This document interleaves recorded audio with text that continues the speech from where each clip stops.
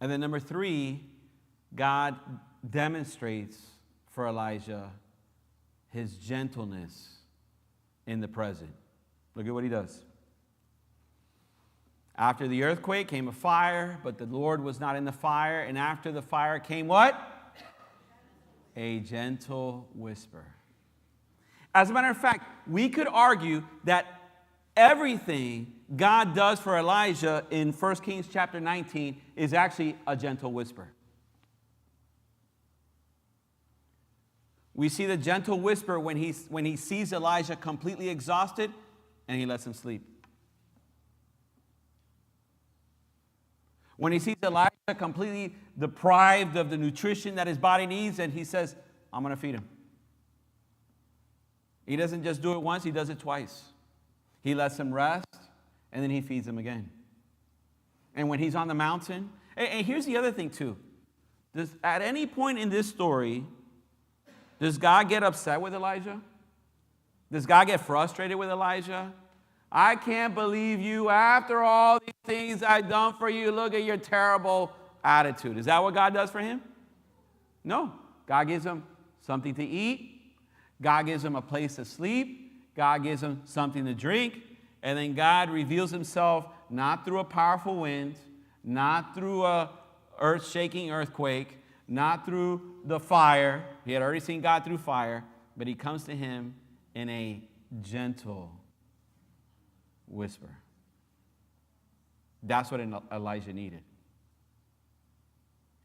want to show you the invitation that Jesus makes to us. We read it at the beginning of today's service. I want you to see this gentle invitation from Jesus to all of us in Matthew 11. Come to me, all you who are weary and burdened, and I will give you rest. Take my yoke upon you and learn from me, for I am gentle and humble in heart, and you will find rest for your souls. For my yoke is easy and my burden is light. This passage is an invitation from God for us to rest in the finished work of Jesus Christ. Not for us to rest in how we're going to fix the problem. Not to rest in all of our striving and all of our laboring and all of our willing. But this is a passage that is calling us to rest in the finished work of Jesus Christ on the cross and in the empty grave. Can someone say amen? Amen? As a matter of fact, that's why we're here today. We're here today because we could be out there doing more work. We could be out there trying to fix more problems and stuff that's broken down. But we're here today because we're declaring to God, I want to rest in you and in you alone. I am coming to you, not because all of our problems are going to get fixed in this lifetime, but I am coming to you so that I will find my rest, the rest that my soul needs, that only you can provide. Can someone say amen? Look at the way Hebrews chapter 12 speaks of the Christian life.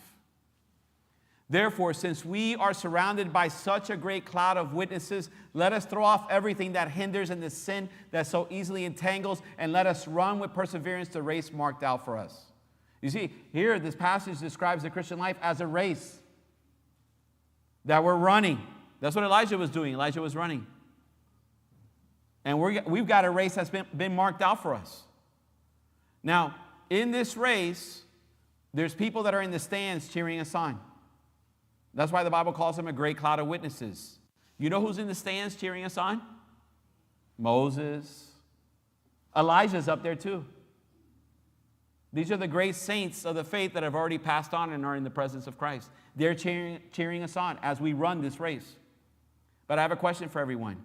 As we run this race, is our job to focus on Elijah as we run? Is our job to fix our eyes on Moses as we run? Is that what we're supposed to do as we run this race? No, we can't fix our eyes on Elijah because Elijah was a man just like you, just like me. He fell short just like you and just like me. Who are we supposed to fix our eyes as we run this race on? Who are we supposed to fix our eyes on? Verse 2. Let us fix our eyes on Jesus, the author and perfecter of our faith, who for the joy set before him endured the cross, scorning its shame, and sat down at the right hand of the throne of God.